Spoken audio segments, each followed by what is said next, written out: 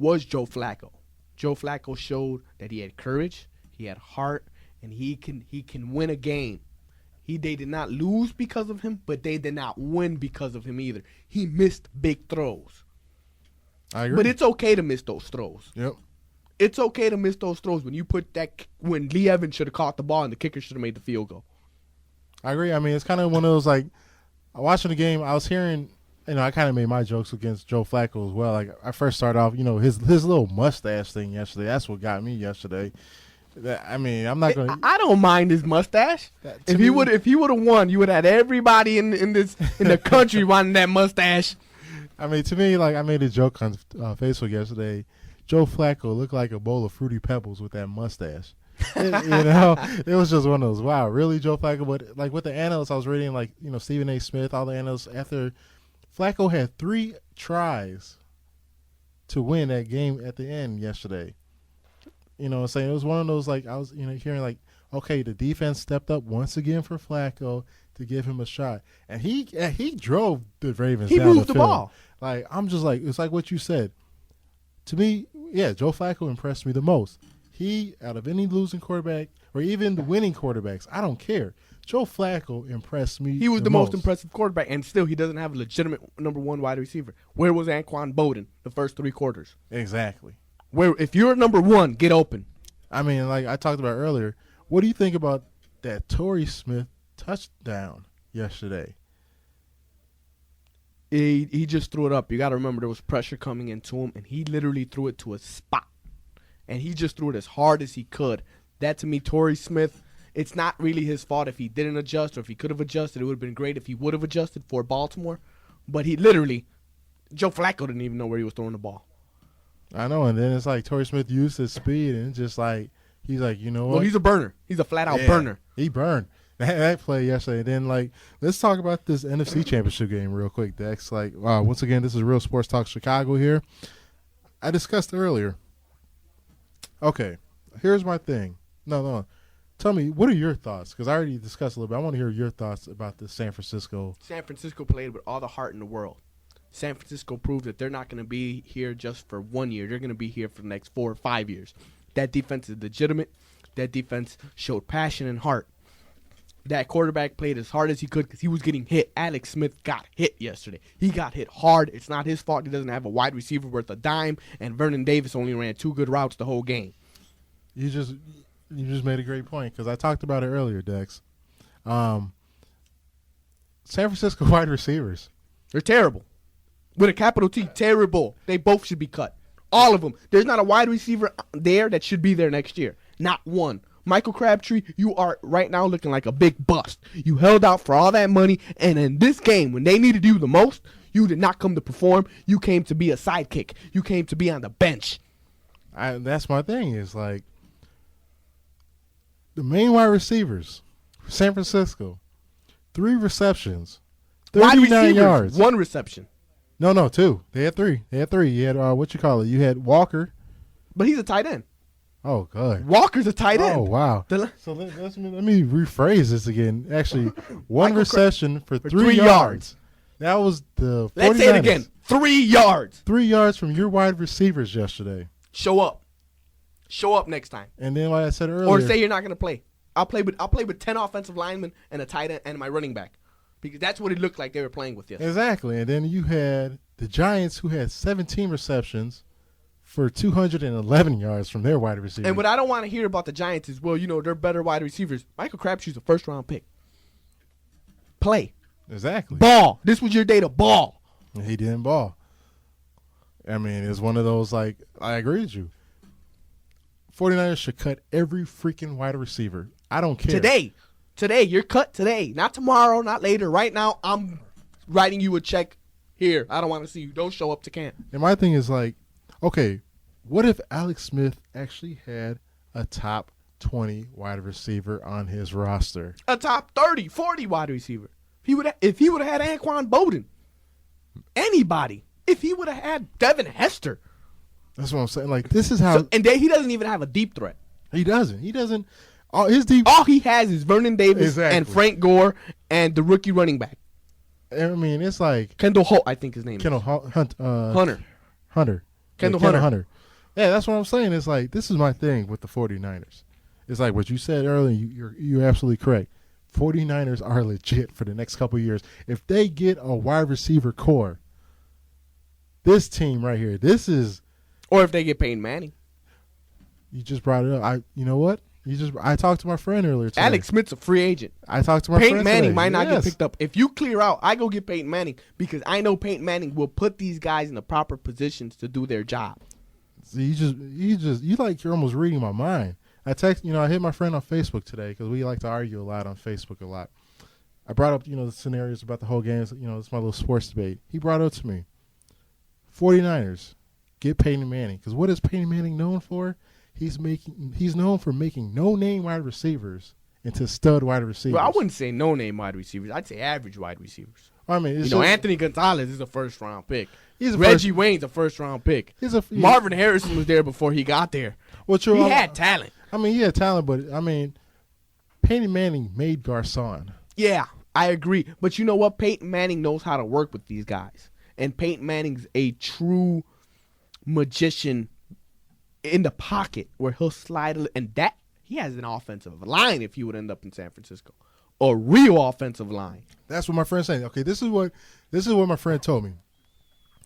Peyton Manning, if he went to San Francisco, he has a great defense, he has a great offensive line, and a Pro Bowl running back, and he has a tight end. Do the 49ers make this move to get Peyton Manning? Or here's my thing, what I told my friend. Did Alex Smith do enough to warrant a contract extension? Are they playing in the Super Bowl? No, they're not. Are they playing in the Super Bowl? No, they're not. If you ain't in the Super Bowl, I don't want to hear. You've been there 7 years already.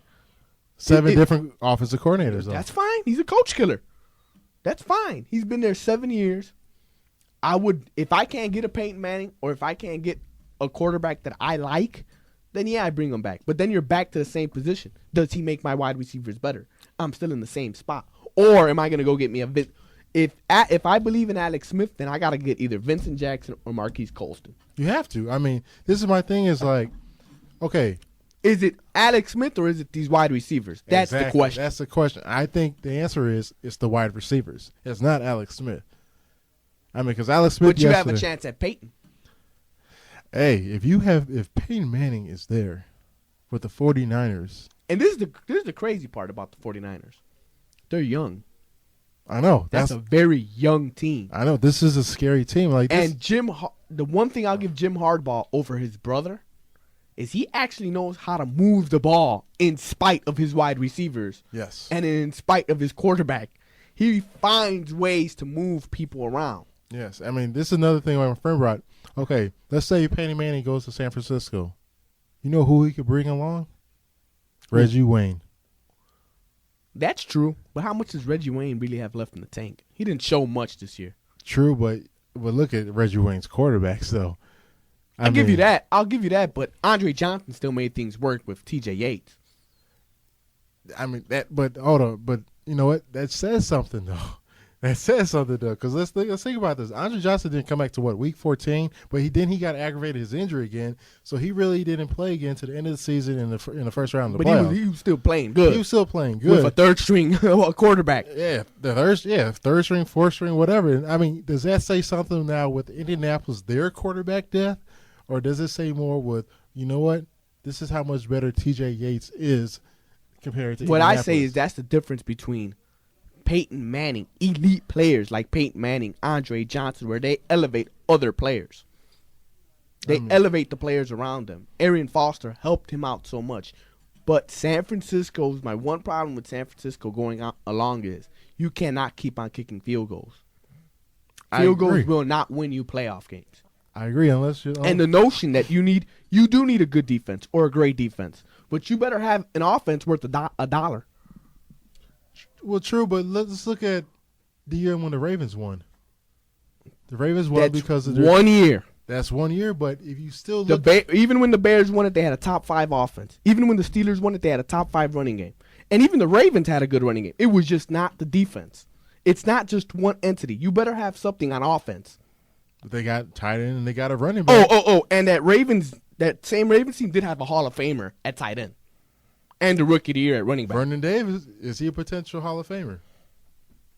No, not right now. No, he's had 2 good years. 2 good years. I mean, but it's like He's one of had those- good years. I don't mean to say it like that, but we're talking gold jacket here. We're talking football royalty here. But okay, here's the thing though.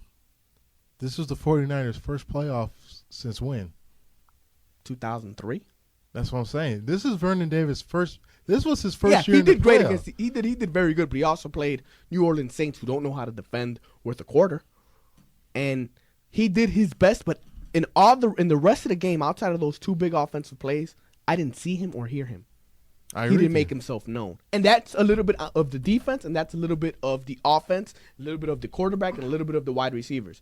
My question is this: as good as San Francisco plays, man for man, do you think when all these teams get better in the offseason, are they more talented than the Dallas Cowboys? Are they more talented than the Philadelphia Eagles? The 49ers we're talking about? Yeah. Defense, yes, by far. Running back game, yes, by far.